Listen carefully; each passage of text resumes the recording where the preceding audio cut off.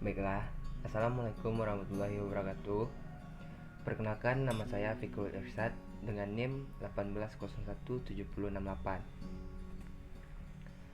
Di sini saya akan menyampaikan materi tentang kalimat. Kalimat adalah satuan bahasa terkecil yang dapat mengungkapkan pikiran yang utuh atau setiap tuturan yang dapat mengungkapkan suatu informasi secara lengkap. Unsur pembentuk kalimat terdapat dua. Yang pertama, frasa. Yang kedua, klausa. Yang pertama, frasa. Frasa adalah kelompok kata yang terdiri dari unsur inti dan unsur keterangan yang tidak melampaui batas fungsi sintaksis. Frasa terbagi atas dua. Yang pertama, frasa endosentris, dan yang kedua, frasa eksosentris. Frasa endosentris, frasa yang unsur-unsurnya mempunyai distribusi yang sama dengan unsur lain di dalam frasa itu. Seperti contoh berikut. Frasa endosentris terbagi atas dua. Yang pertama, frasa endosentris koordinatif. Yang kedua, frasa endosentris subkoordinatif.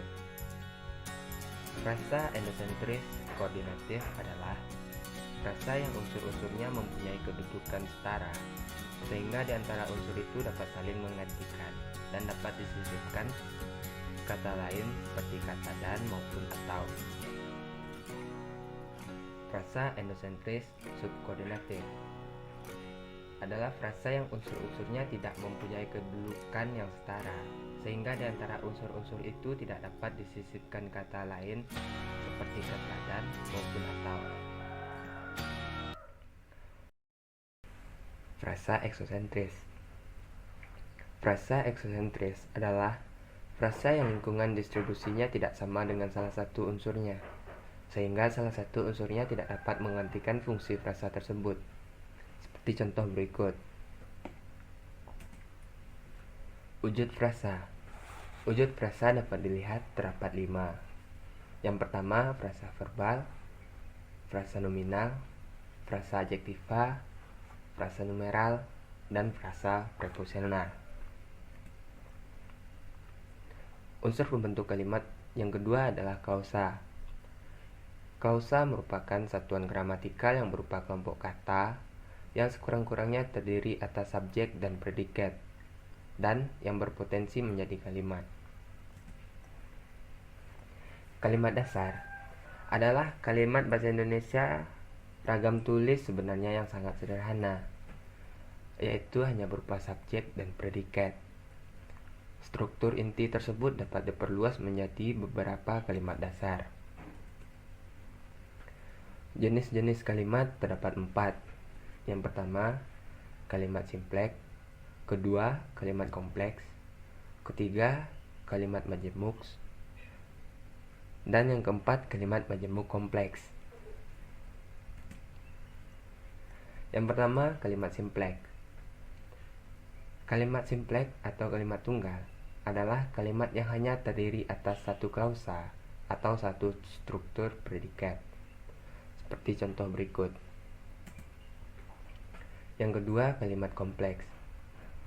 Kalimat kompleks atau kalimat majemuk bertingkat adalah kalimat yang terdiri atas klausa utama dan klausa subkoordinatif. Klausa utama lazim disebut dengan induk kalimat, sedangkan klausa subkoordinatif lazim disebut dengan anak kalimat. Seperti contoh berikut. Yang ketiga, kalimat majemuk. Kalimat majemuk adalah kalimat yang terdiri atas dua klausa utama atau lebih, yang dapat berdiri sendiri sebagai kalimat yang lepas. Yang keempat, kalimat majemuk kompleks. Kalimat majemuk kompleks adalah kalimat yang terdiri atas 3 klausa atau lebih. 2 di antara klausa kalimat majemuk ini merupakan klausa utama, sedangkan klausa yang lain merupakan klausa subkoordinatif. Kalimat efektif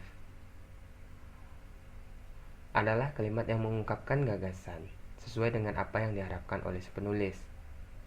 Artinya, kalimat yang dipilih oleh penulis atau pembicara harus dapat digunakan untuk mengungkapkan gagasan, maksud, atau informasi kepada orang lain secara lugas, sehingga gagasan ini dipahami secara sama oleh pembaca atau pendengar.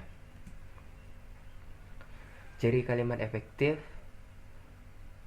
ada kelugasan, ketepatan, kejelasan, kehematan, dan kesejajaran. Mungkin hanya ini yang bisa saya sampaikan untuk materi kalimat. Terlebih dan terkurang saya minta maaf. Assalamualaikum warahmatullahi wabarakatuh.